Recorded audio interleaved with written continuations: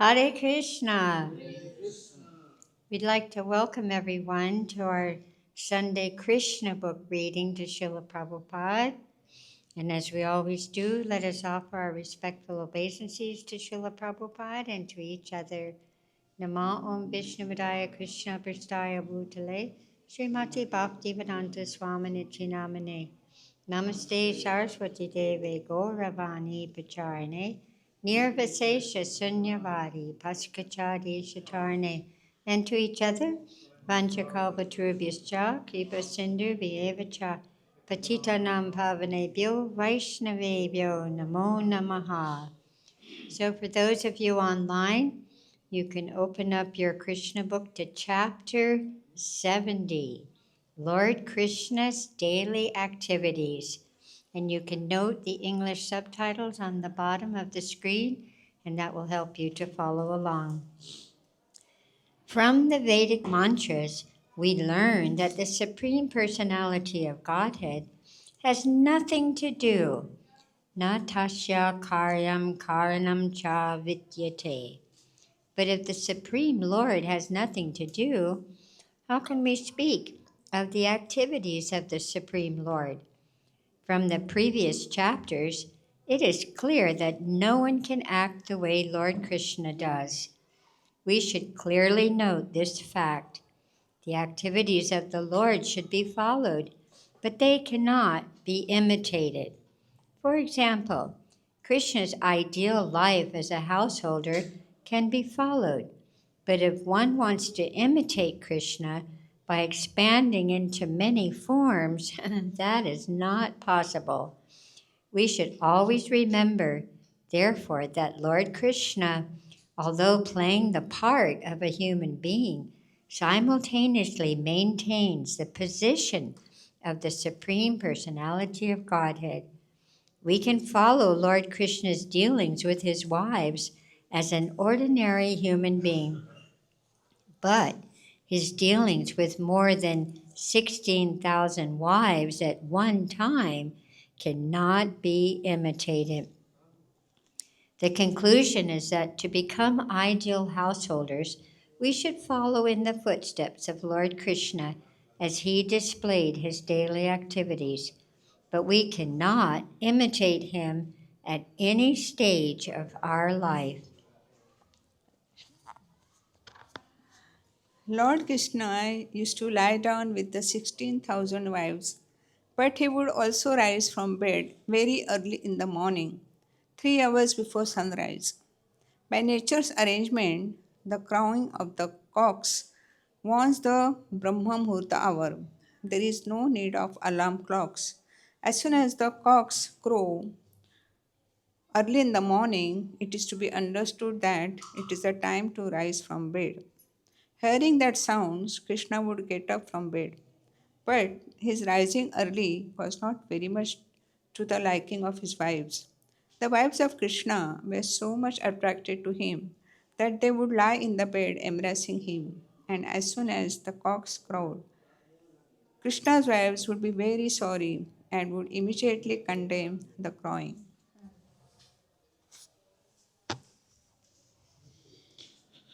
In the garden within the compound of each palace, there were parijata flowers. The parijata is not an artificial flower. We remember that Krishna brought the parijata trees from heaven and implanted them in all his palaces. Early in the morning, a mild breeze would carry the aroma of the parijata flower. Then Krishna would smell it just after rising from bed. Due to this aroma, the honeybees would begin their humming vibration, and the birds also would begin their sweet chirping sounds. Altogether, it would sound like the singing of professional chanters engaged in offering prayers to Krishna. Although Srimati Rukmini Devi, the first queen of Lord Krishna, knew that Brahma Muhurta is the most auspicious time in the entire day, she would feel disgusted at the appearance of Brahma Muhurta because she was not very happy to have Krishna leave her side in bed.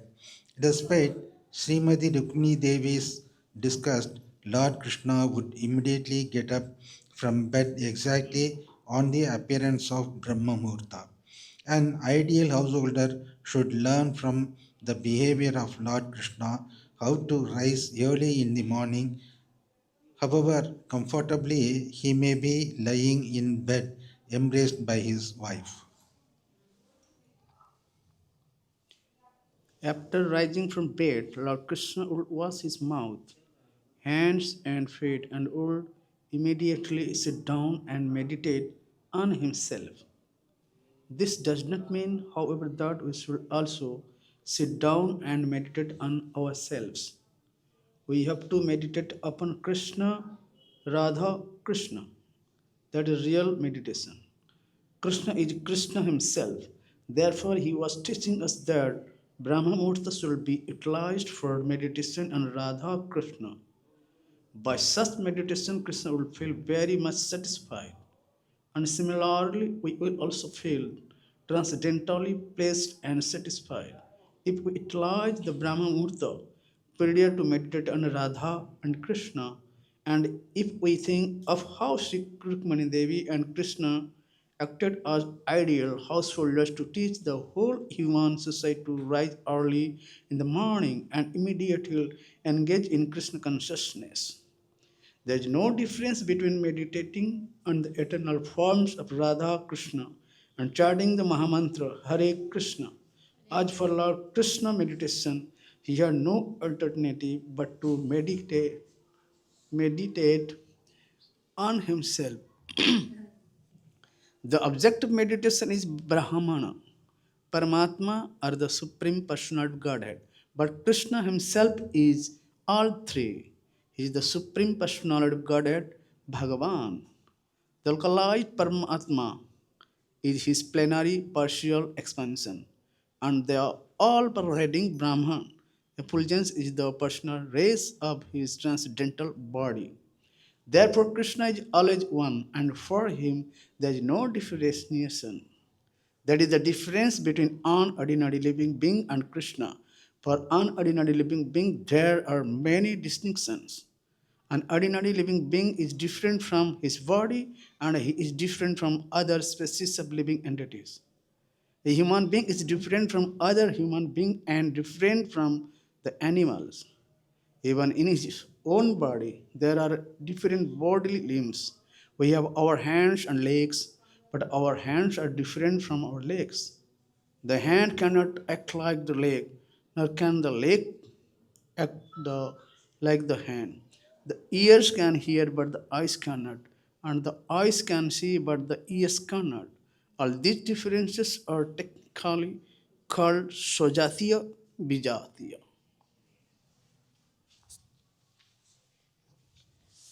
The bodily limitation, whereby one part of the body cannot act as another part, is totally absent from the Supreme Personality of Godhead. There is no difference between his body and himself. He is completely spiritual, and therefore there is no difference between his body and his soul. Similarly, he is not different from his millions of incarnations and plenary expansions. Baldev is the first expansion of Krishna, and from Baldev expand Sankarshan, Vasudev, Pradyumna, and Anirudh.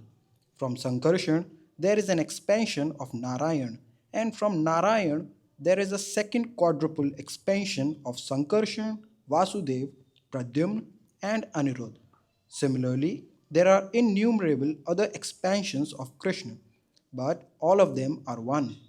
Krishna has many incarnations such as Lord Narsingh, Lord Boar, Lord Fish, and Lord Tortoise.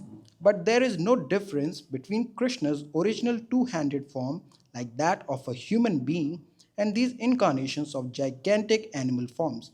Nor is there any difference between the action of one part of his body and that of another. His hands can act as his legs, his eyes can act as his ears, or his nose can act as another part of his body. Krishna's smelling and eating and hearing are all the same. We, limited living entities, have to use a particular part of the body for a particular purpose. But there is no such distinction for Krishna. In the Brahma Samhita, it is said, Angani yasya sakalendriya vrittimanti. Krishna can perform the activities of one limb with any other limb. So, by analytical study of Krishna and his person, it is concluded that he is the complete whole. When he meditates, therefore, he meditates on himself. Self meditation by ordinary man, designated in Sanskrit as Soham, is simply imitation. Krishna may meditate on himself because he is the complete whole, but we cannot imitate him and meditate on ourselves. Our body is a designation superimposed upon ourself, the soul. Krishna's body is not a designation. Krishna's body is also Krishna. There is no existence of anything foreign in Krishna. Whatever there is in Krishna is also Krishna. He is therefore the supreme, indestructible, complete existence or the supreme truth.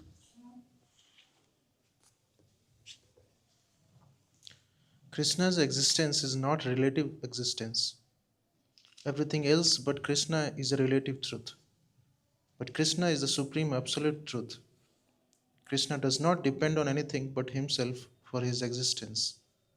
Our existence, however, is relative. For example, only when there is the light of sun, the moon, or electricity are we able to see. Our seeing, therefore, is relative, and the light of the sun and moon and electricity is also relative. They are called illuminating only because we see them as such. But dependence and relativity do not exist in Krishna. His activities are not dependent on anyone else's appreciation, nor does he depend on anyone else's help. He is beyond the existence of limited time and space, and because he is transcendental to time and space, he cannot be covered by the illusion of Maya, whose activities are limited. In the Vedic literature, we find the Supreme Personality of Godhead has multipotencies. Since all such potencies are emanations from him, there is no difference between him and his potencies. Certain philosophers say, however, that when Krishna comes, he accepts a material body. But even if it is accepted that when he comes to the material world, he accepts a material body, it should be concluded also that because the material energy is not different from him, this body does not act materially. In the Bhagavad-Gita, it is said, therefore, that he appears by his own internal potency, Atma Maya.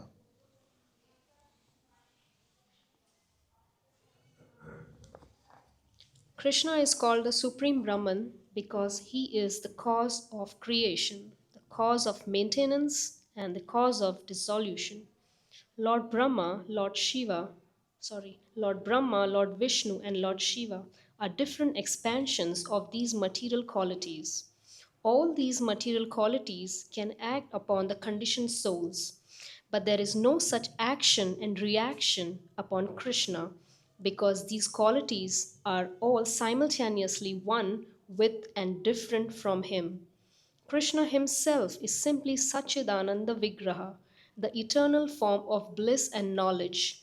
And because of his inconceivable greatness, he is called the Supreme Brahman. His meditation on Brahman or Paramatma or Bhagwan is on himself only and not on anything else beyond himself. This meditation cannot be imitated by the ordinary living entity.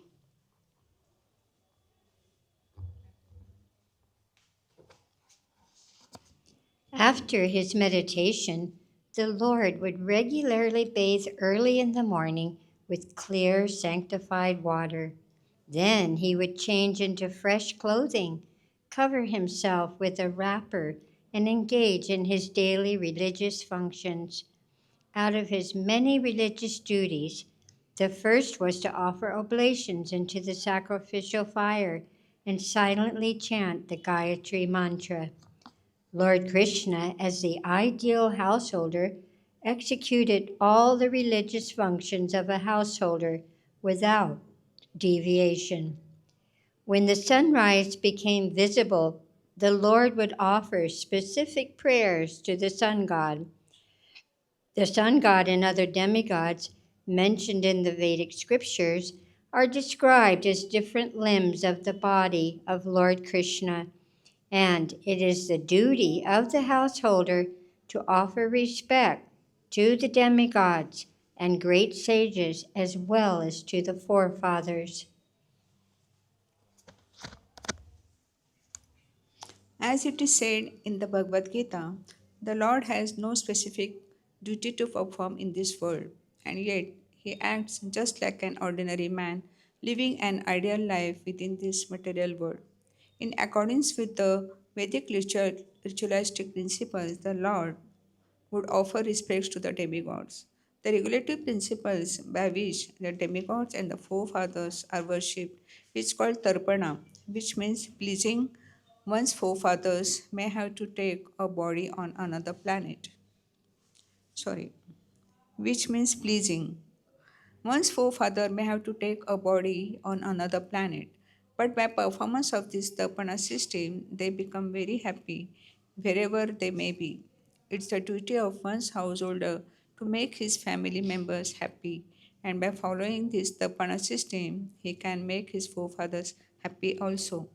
As the perfect exemplary householder, Lord Sri Krishna followed this Tapana system and offered respectful obeisances to the elderly, superior members of his family.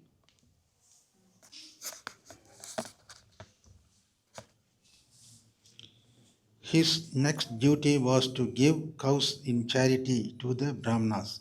Every day, Lord Krishna used to give many groups of 13,084 cows.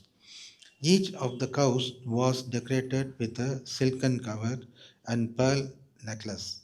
Their horns were covered with gold plating, and their hooves were silver plated. All of them were full of milk due to having their firstborn cows with them, and they were very tame and peaceful. When the cows were given in charity to the Brahmanas also were given nice silken garments, and each was given a deerskin and sufficient quantity of sesame seeds.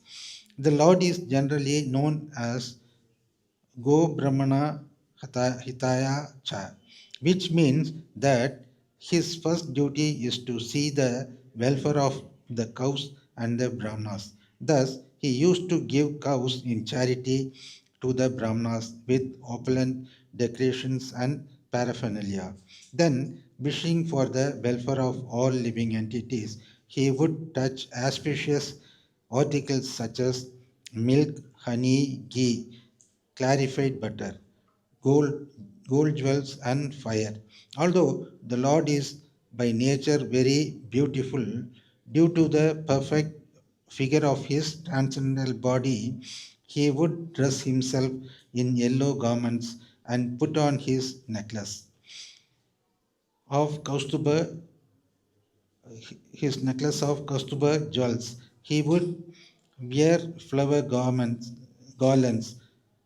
smear his body with the pulp of sandalwood, and decorate himself with similar cosmetics and ornaments. It is said that the ornaments themselves became beautiful upon being placed on the transcendental body of the Lord. After decorating himself in this way, the Lord would then look at marble statues of the cow and calf and visit temples of God or demigods like Lord Shiva. There were many Brahmanas who would come daily to see the Supreme Lord before taking their breakfast. They were anxious to see him, and he welcomed them. His next duty was to place all kinds of men belonging to the different castes, both in the city and within the palace compound. He made them happy by fulfilling their different desires. And when the Lord saw them Happy, he also became very much pleased. The flower garlands, betel nuts, sandalwood pop, and other fragrant cosmetic articles offered to the Lord will be distributed by him. First to the Brahmanas and elderly members of the family, then to the queens, and then to the ministers. And if there were still some balance, he would engage it for his own personal use. By the time the Lord finished all these daily duties and activities, his charioteer Daruk would come with his wonderful chariot to stand before the Lord with folded hands, intimating that the chariot was ready and the Lord would come out of the palace to travel. Then the Lord, accompanied by Uddhava and Satyaki, would ride on the chariot just as the sun god rides on his chariot in the morning, offering with his blazing rays on the surface of the world. When the Lord was about to leave his palaces, all the queens would look at him with feminine gestures. The Lord would respond to their greetings with smiles, attracting their hearts so much that they would feel intense separation from him.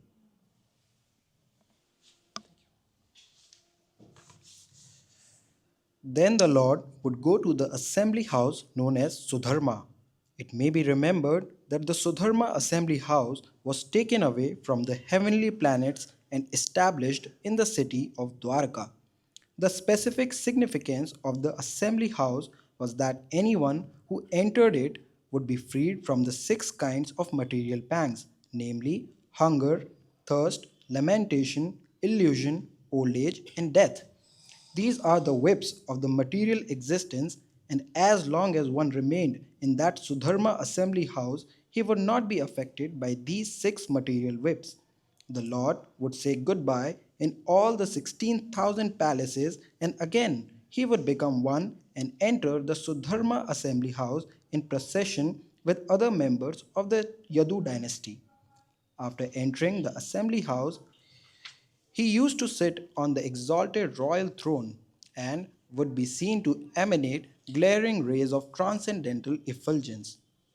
In the midst of all the great heroes of the Yadu dynasty, Krishna resembled the full moon in the sky surrounded by multi-luminaries. In the assembly house were professional jokers, dancers, musicians, and ballet girls, and as soon as the Lord sat on his throne, they would begin their respective functions to please the Lord and put him in a happy mood. First of all, the jokers would talk in such a way that the Lord and his associates would enjoy their humor, which would refresh the morning mood. The dramatic actors would then play their parts, and the dancing ballet girls would separately display their artistic movements. All these functions would be accompanied by the beating of mridanga drums and the sounds of the veena, flutes, and bells, followed by the sound of the muraja, another type of drum. To these musical vibrations, the auspicious sounds of the conch shell would be added. The professional singers called Sutas and Magadhas would sing, and others would perform their dancing art. In this way, as devotees, they would offer respectful prayers to the Supreme Personality of Godhead. Sometimes the learned Brahmanas present in that assembly would chant Vedic hymns and explain them to the audience to the best of their knowledge, and sometimes some of them would recite old historical accounts of the activities of prominent kings. The Lord, accompanied by his associates, would be very much pleased to hear them. Once upon a time, a person arrived at the gateway of the assembly house who was unknown to all the members of the assembly. And with the permission of Lord Krishna, he was admitted into the assembly of the doorkeeper.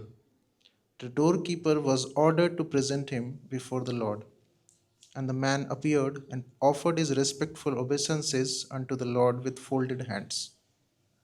It had happened that when King Jarasandh conquered all other kingdoms, many kings did not bow their heads before Jarasandh, and consequently, all of them, numbering 20,000, were arrested and made his prisoners. The man brought before Lord Krishna by the doorkeeper was a messenger from all these imprisoned kings. Being duly presented before the Lord, the man began to relay a message from the kings as follows.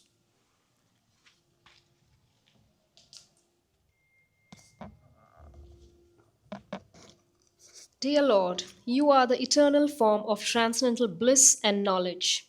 As such, you are beyond the reach of the mental speculation or vocal description of any materialistic man within this world.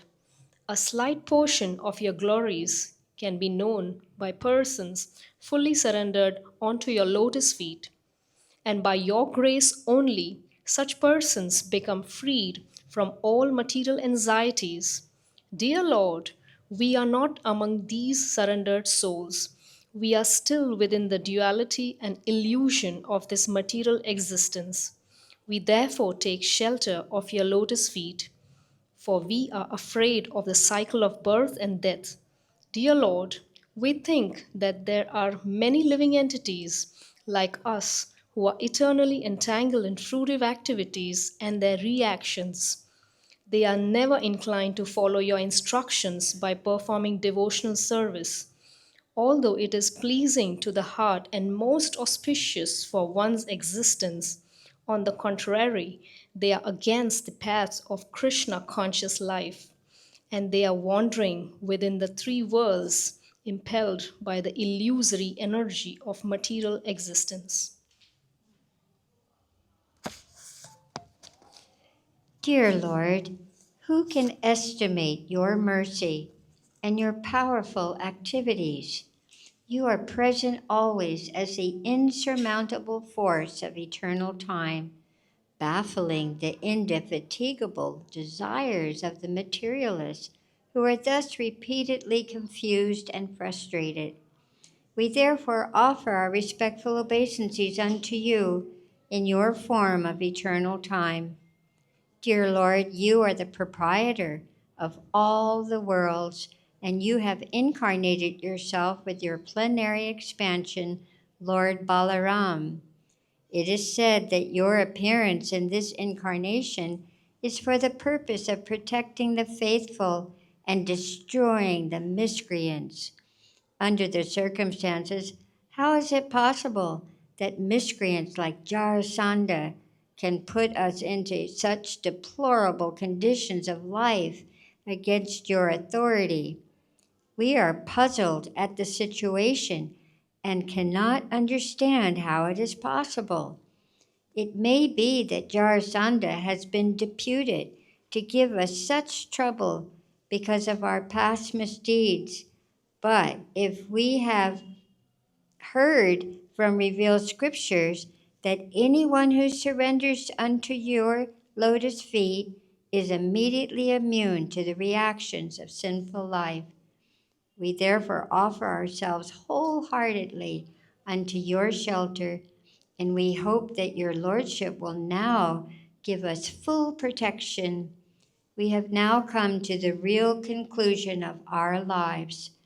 Our kingly positions were nothing but the reward of our past pious activities, just as our offering imprisonment, by our suffering imprisonment by Jarasandha is a result of our past impious activities. We realize now that the reactions of both pious and impious activities are temporary, and that we can never be happy in this conditioned life.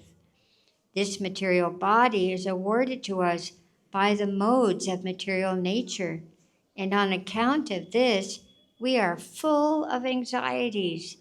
The material condition of life simply involves bearing the burden of this dead body. As a result of fruitive activities, we have thus been subjected to being beasts of burden for these bodies, and being forced by conditioned life, we have given up the pleasing life of Krishna consciousness. Now we realize that we are the most foolish persons. We have been entangled in the network of material reactions due to our ignorance. We have therefore come to the shelter of your lotus feet, which can immediately eradicate all the results of fruitive action and thus free us from the contamination of material pains and pleasures. Dear Lord, because we are now surrendered souls at your lotus feet, you can give us relief from the entrapment of fruitive action made possible by Jarasandha.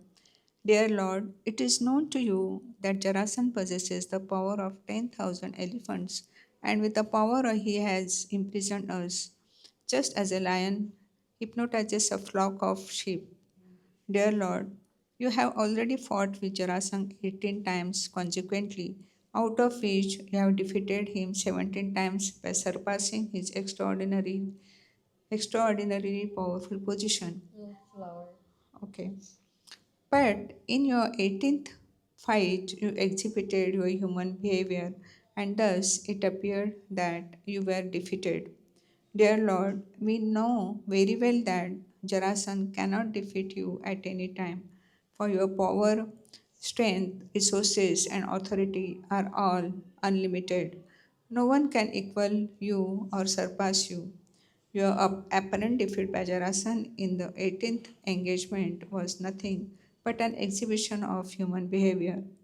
Unfortunately, foolish Jarasan could not understand your tricks, and he has since then become puffed up over his material power and prestige. Specifically, he has stressed and imprisoned us, knowing fully that as your devotees, we are subordinate to your sovereignty.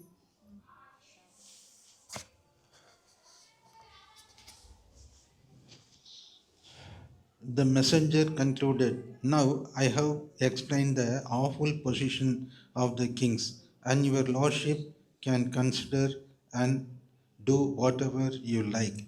As the messenger and representative all those imprisoned kings, I have submitted my words before your lordship and presented their prayers to you. All the kings are very anxious to see you so that they can all personally surrender at your lotus feet. My dear Lord, be merciful upon them and act for their good fortune." At the very moment the messenger of the imprisoned kings was presenting their appeal before the Lord, the great sage Narad arrived. Because he was great saint, his hair was dazzling like gold, and when he entered the assembly house, it appeared that the sun god was personally present in the midst of the assembly. Lord Krishna is the worshipable master of even Lord Brahma and Lord Shiva. Yet as soon as he saw that the sage Narad had arrived, he immediately stood up with his ministers and secretaries to receive the great sage and offer his respectful obeisances. By bowing his head, the great sage Narad took a comfortable seat, and Lord Krishna worshipped him with all paraphernalia as required for the regular reception of saintly person. While trying to satisfy Naradji, Lord Krishna spoke the following words in his sweet and natural voice.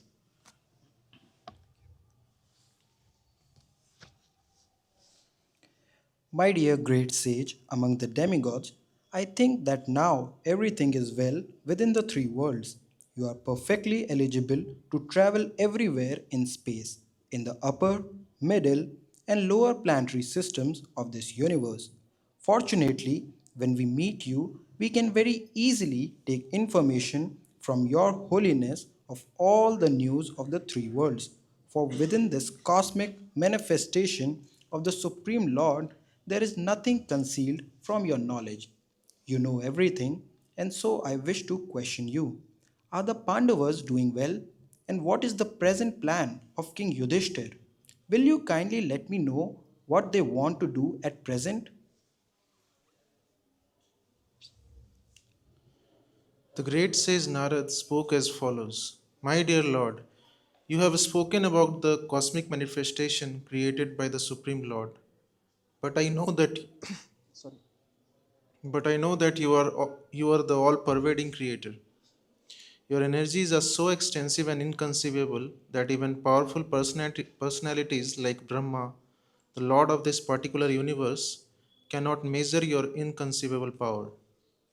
My dear Lord, you are present as the super soul in everyone's heart by your inconceivable potency, exactly like the fire which is present in everyone, but which no one can see directly. In conditioned life, all living entities are within the jurisdiction of the three modes of material nature. As such, they are unable to see your presence everywhere with their material eyes.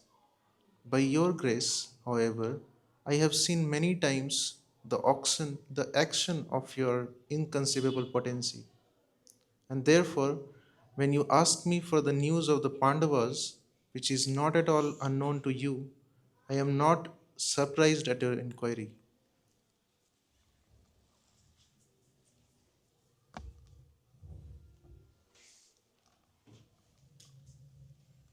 My dear Lord, by your inconceivable potencies, you create this cosmic manifestation, maintain it, and again dissolve it. Only by dint of your inconceivable potency does this material world, although a shadow representative of the spiritual world, appear to be factual. No one can understand what you plan to do in the future. Your transcendental position is always inconceivable to everyone. As far as I am concerned, I can simply offer my respectful obeisances unto you again and again. In the bodily concept of existence, everyone is driven by material desires, and thus everyone develops new material bodies one after another in the cycle of birth and death. Being absorbed in such a concept of existence, one does not know how to get out of this engagement of the material body.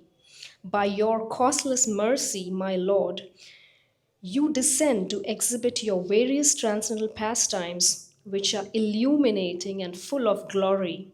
Therefore, I have no alternative but to offer my respectful obeisances unto you.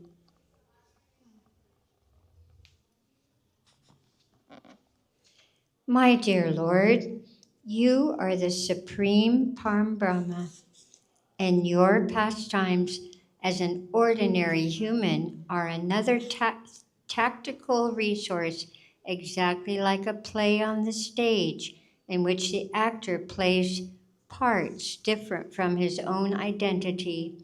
Because the Pandavas are your cousins, you have inquired about them in the role of their well wisher, and therefore I shall let you know about their intentions. Now, please hear me. First, I may inform you that King Yudhishthira has all material opulences which are possible to achieve in the higher planetary system, Brahmaloka.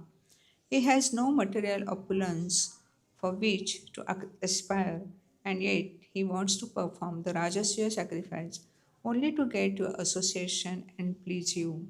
King Yudhishthira is so opulent that he has attained all the opulences of Brahmaloka even on this earthly planet. He is fully satisfied and he doesn't need anything more. He is full in everything. But now he wants to worship you to achieve your causeless mercy. And I beg to request you to fulfill his desires. My dear Lord, in these great sacrificial performances by King Yudhishthira, there will be an assembly of all the demigods and all the famous kings of the world.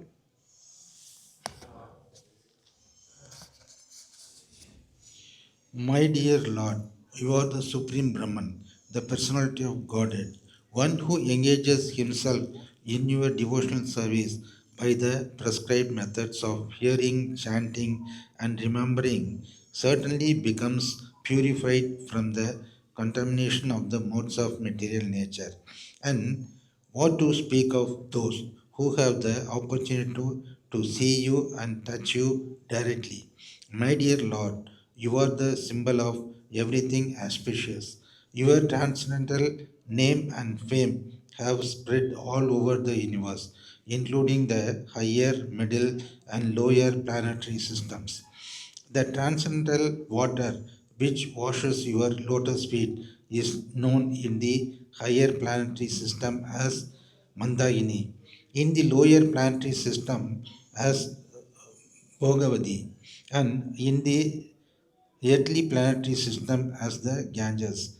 This sacred transcendental water flows throughout the entire universe, purifying wherever it flows. Just before the great sage Narad arrived in the Sudharma assembly house of Dwaraka, Lord Krishna and his ministers and secretaries had been considering how to attack the kingdom of Jarasan because they were seriously considering this subject. Narad's proposal that Lord Krishna goes to Hastinapur for Maharaj. Yudhishthir's great Rajasuya sacrifice did not much appeal to them. Lord Krishna could understand the intents of his associates because he is the ruler of even Lord Brahma. Therefore, in order to pacify them, he smilingly said to Uddhava, "My dear Uddhav, you are always my well wishing, confidential friend. I therefore wish to see everything through you because I believe that your counsel is always right. I believe that you understand the whole situation perfectly. Therefore, I am asking your opinion. What should I do? I have faith in you and therefore I shall do whatever your advice. I want to know, Uddhava, that although Lord Krishna was acting like an ordinary man, he knew everything, past, present, and future. However, because the Lord wanted to consult with him, Uddhava, in order to render service to the Lord, began to speak. Thus ends the Bhaktivedanta purport of the 17th chapter of Krishna, Lord Krishna's daily activities. Hari Bol.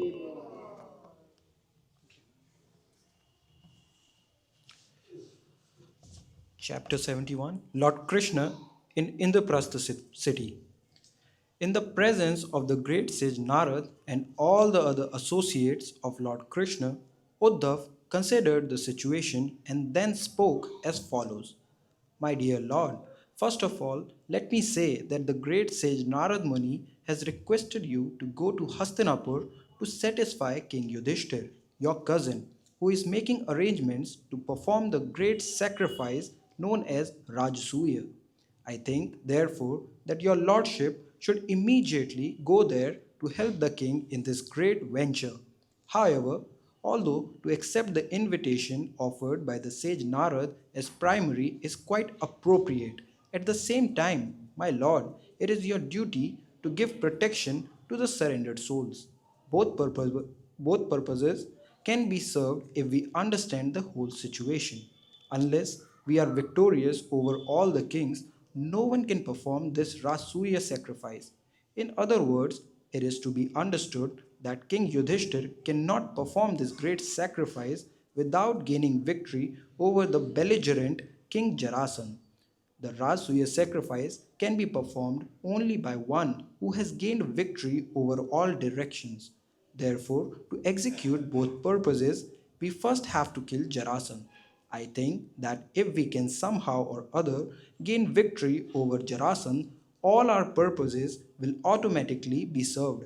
The imprisoned kings will be released, and with great pleasure, we shall enjoy the spread of your transcendental fame for having saved the innocent kings whom Jarasan has imprisoned. But King Jarasandh is not an ordinary man.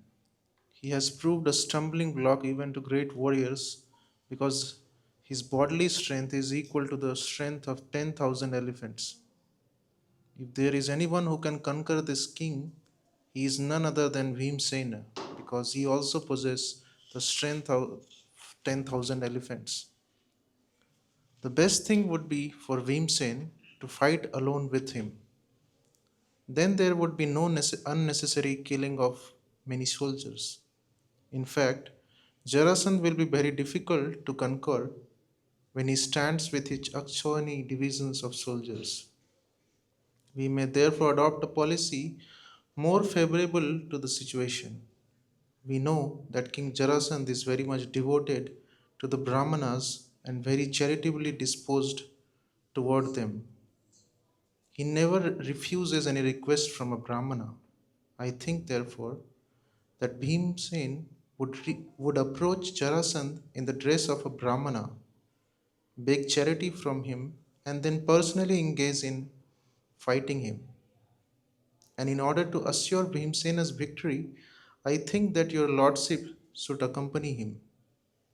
If the fighting takes place in your presence, I am sure Bhimsena will emerge victorious. For your presence makes everything impossible possible. Indeed, Lord Brahma creates this universe and Lord Shiva destroys it simply through your influence.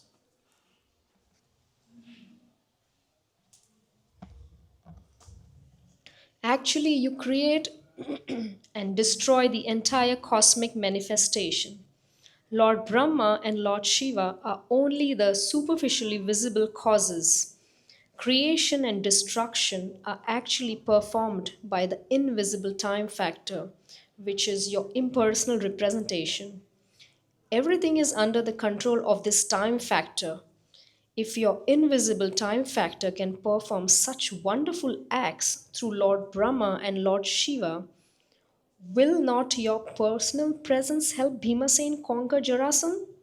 My dear Lord, when Jarasandh is killed, the queens of all the imprisoned kings will be so joyful at their husbands being released by your mercy that they will all sing your glories, being as pleased as the gopis were when released from the hands of Shankachuda.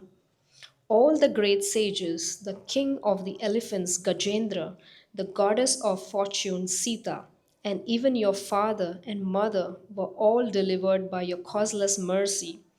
We also have been thus delivered, and we always sing the transcendental glories of your activities.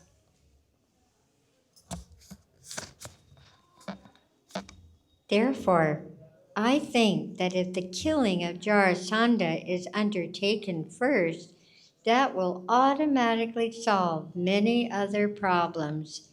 As for the Rajasuya sacrifice arranged in Hastinapura, it will be held either because of the pious activities of the imprisoned kings or the impious activities of Jarasandha.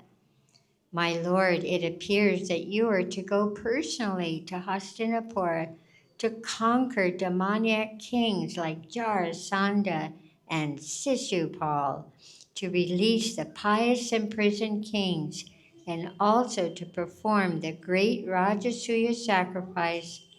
Considering all these points, I think that your lordship should immediately proceed to Hastinapura. This advice of Uddhava's was appreciated by all who were present in the assembly. Everyone considered that Lord Krishna's going to Hastinapura would be beneficial from all points of view. The great sage Narada, the elder personalities of the Yadu dynasty, and the Supreme Personality of Godhead, Krishna himself, all supported this statement of Uddhava.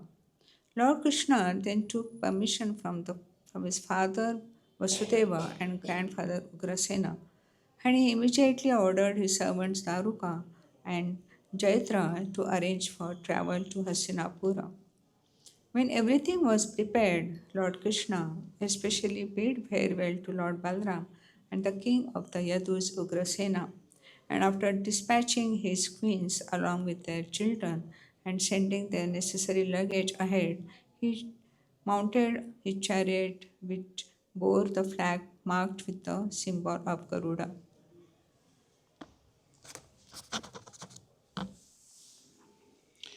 Before starting the procession, Lord Krishna satisfied the great sage Narada by offering him different kinds of articles of worship. Narada ji wanted to fall at the lotus feet of Krishna, but because the Lord was playing the part of a human being, he simply offered his respects within his mind and fixing the transcendental form of the Lord within his heart. He felt the assembly house. He left the assembly house by the airbase. Usually, the sage Narada does not walk on the surface of the globe, but travels in outer space. After the departure of Narada, Lord Krishna addressed the messenger who had come from the imprisoned kings and told him that they should not be worried, for he would very soon arrange to kill the king of Magadha, Jarasandha. Thus, he wished good fortune to all the imprisoned kings and the messenger. After receiving this assurance from Lord Krishna, the messenger, returned to the imprisoned kings and informed them of the happy news of the Lord's forthcoming visit. All the kings were joyful at the news and began to wait very anxiously for the Lord's arrival.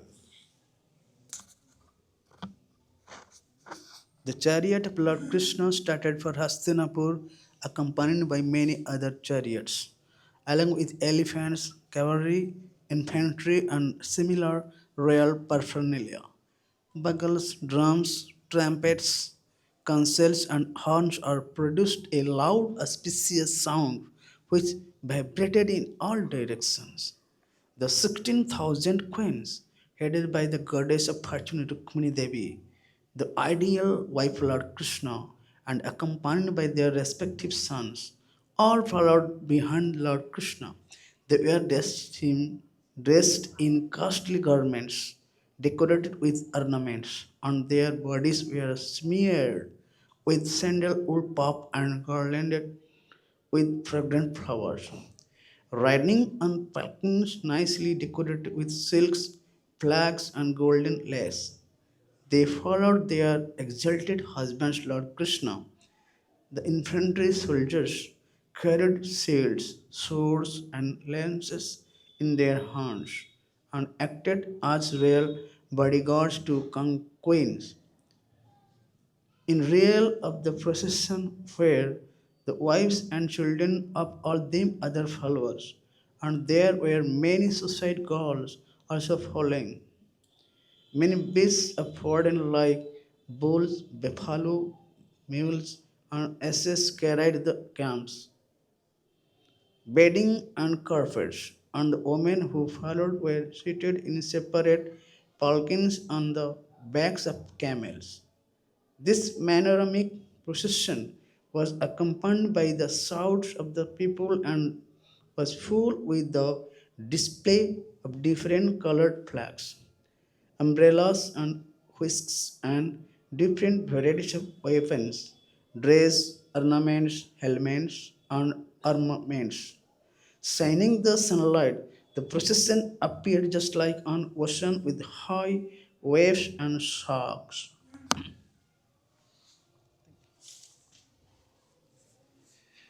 In this way, the procession of Lord Krishna's party advanced toward Hastinapur, New Delhi, and gradually passed through the kingdoms of Anarth, Gujarat province, Sauvir, Surat, the great desert of Rajasthan, and then Kurukshetra. Between those kingdoms were many mountains, rivers, towns, villages, pasturing grounds, and mining fields. The procession passed through all these places in its advance. On his way to Hastinapur, the Lord crossed two big rivers, the Drishadwati and the Saraswati. Then he crossed the provinces of Panchal and Matsya. In this way, he ultimately arrived at Hastinapur or Indraprasth. The audience of the Supreme Personality of Godhead, Krishna, is not at all commonplace. Therefore, when King Yudhishthira heard that Lord Krishna had arrived in his capital city, Hastinapur, he became so joyful that all his bodily hairs stood on end in great ecstasy, and he immediately came out of the city to properly receive the Lord. He ordered the musical vibration of different instruments and songs, and the learned Brahmanas of the city began to chant the hymns of the Vedas very loudly. Lord Krishna is known as Rishikesha, the master of the senses, and King Yudhishthira went forward to receive him exactly as the senses meet the consciousness of life. King Yudhishthira was the elder cousin of Krishna. Naturally, he had great affection for the Lord, and as soon as he saw him, his heart became filled with great love and affection.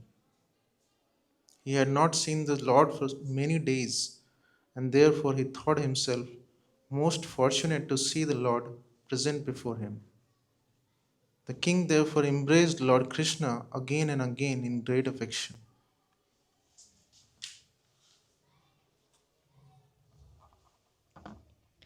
The eternal form of Lord Krishna is the everlasting residence of the goddess of fortune. As soon as King Yudhishthir embraced him, he became free from all the contamination of material existence. He immediately felt transcendental bliss and merged in an ocean of happiness. There were tears in his eyes, and his body shook in ecstasy. He completely forgot that he was living in this material world. After this, Bhimasen, the second brother of the Pandavas, smiled and embraced Lord Krishna, thinking of him as his own maternal cousin, and thus he also merged in great ecstasy. Bhimasen was so filled with ecstasy that for the time being he forgot his material existence. Then Lord Sri Krishna himself embraced the other three Pandavas, Arjuna, Nakul, and Sahadev. The eyes of all the eyes of all three brothers were inundated with tears, and Arjuna embraced Krishna again and again because they were intimate friends. The two younger Pandava brothers, after being embraced by Lord Krishna, fell down at his lotus feet to offer their respects. Lord Krishna thereafter offered his obeisances to the Brahmanas present, as well as to the elder members of the Kuru dynasty like Bhishma, Drona, and Dhritarashtra. There were many kings of different provinces, such as Kuru, Srinjaya, and Kekaya, and Lord Krishna duly reciprocated greetings and respects with them. The professional reciters like the Sutas, Magadas, and Vandis, accompanied by the Brahmanas, offered their respectful prayers to the Lord. Performing artists like the Gandharvas as well as the royal jokers began to play their Panava drums, conch shells, kettle drums, veenas, mridangas, and bugles, and they exhibited their dancing art to please the Lord. Thus, the all famous Supreme Personality of Godhead, Lord Krishna, entered the great city of Hastinapur, which was opulent in every respect. While Lord Krishna was entering the city, all the people talked among themselves about the glories of the Lord, praising his transcendental name, qualities, form, and so on. The roads, streets, and lanes of Hastinapura were all sprinkled with fragrant water through the trunks of intoxicated elephants. In different places of the city, there were colorful festoons and flags decorating the houses and streets. At important crossroads, there were gates with golden decorations, and at the two sides of the gates, there were golden water jugs. These beautiful decorations glorified the opulence of the city. Participating in this great ceremony, all the citizens gathered here and there, dressed in colorful new clothing and decorated with ornaments, flower garlands, and fragrant scents. The houses were all illuminated by hundreds and thousands of lamps placed in different corners of the cornices, walls, columns, bases, and architectures and architraves, and from far away the rays of the lamps appeared to be celebrating the festival of Diwali, a particular festival observed on the New Year's Day of the Hindu calendar. Within the walls of the houses, fragrant incense was burning, and smoke rose through the windows, making the entire atmosphere very pleasing. On the top of every house, flags were flapping, and the golden water pots kept on the roofs shone brilliantly. Lord Krishna thus entered the city of the Pandavas, enjoyed the beautiful atmosphere, and slowly proceeded ahead. When the young girls in every house heard that Lord Krishna, the only object worth seeing, was passing on the road, they were very eager to see this all famous personality. Their hair loosened and their tightened saris became slack due to their hastily rushing to see him. They gave up their household engagements, and those who were lying in the bed with their husbands immediately left them and came directly down onto the street to see Lord Krishna. The procession of elephants, horses, chariots, and infantry was very crowded. Some of the girls, being unable to see properly in the crowd, got up on the roofs of the houses. Pleased to see Krishna, Lord Sri Krishna, passing with his thousands of queens, they showered flowers of the procession, embraced Lord Krishna within their minds, and gave him a hearty reception. When they saw him in the midst of his many queens, like the full moon situated amidst many luminaries, they began to talk among themselves.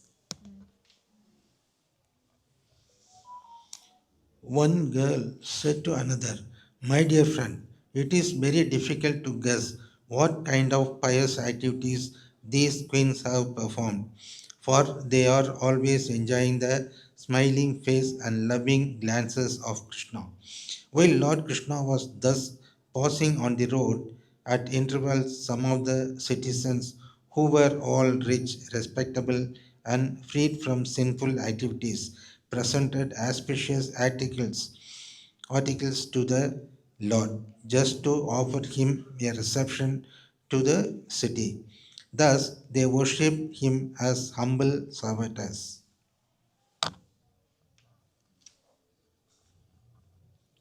When Lord Krishna entered the palace, all the ladies there were overwhelmed with affection just upon seeing him.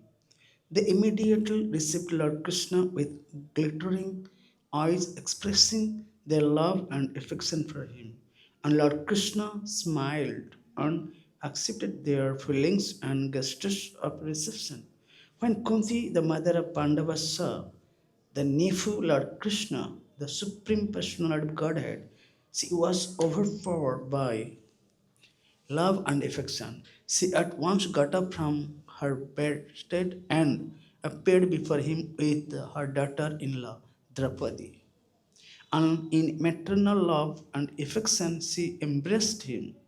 As Maharaj Yudhishthir brought Krishna within the palace, the king became so confused in his jubilation that he practically forgot what he was to do at the time to receive Krishna and worship him properly. Lord Krishna delightfully offered his respects and obeisance to Kunti and other elder ladies of the palace. His younger sister, Subhadra, was also standing there with the Draupadi, and both offered their respectful obeisance unto the lotus feet of Lord at the indication of her mother in law. Draupadi brought clothing, ornaments, and garlands, and with this paraphernalia they received the Queen Rukmini. Satyabhama, Bhadra, Jambavati, Kalindi, Mitravinda, Lakshmana, and the devotees, devoted Satya. These principal queens of Lord Krishna were first received, and then the other queens were also offered a proper reception. King Yudhishthir arranged to Krishna's rest and saw to it that all who came along with him, namely his queens, soldiers, ministers, and secretaries, were comfortably situated. He had arranged that they would experience a new feature of reception every day while staying as guests of the Pandavas.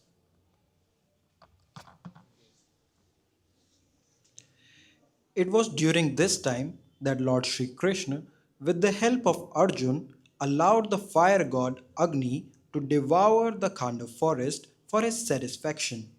During the forest fire, Krishna saved the demon Mayasur, who was hiding in the forest.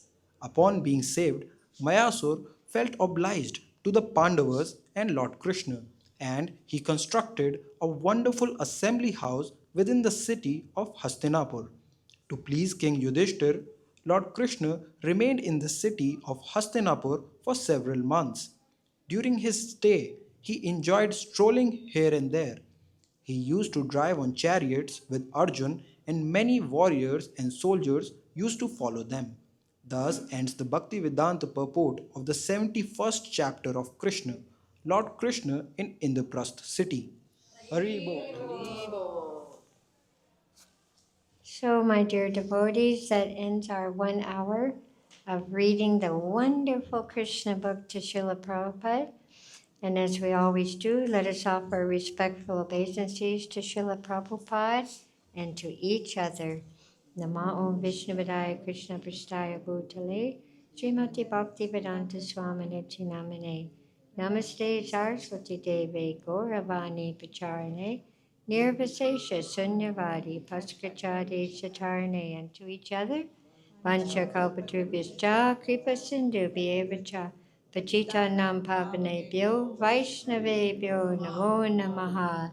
Jai Shri Krishna Book, Jai Srila Prabhupada, Jai Shri Gaura Bhaktivinoda Ki Jai. Hare Krishna, Krishna Krishna, Hare Hare, Hare Rama,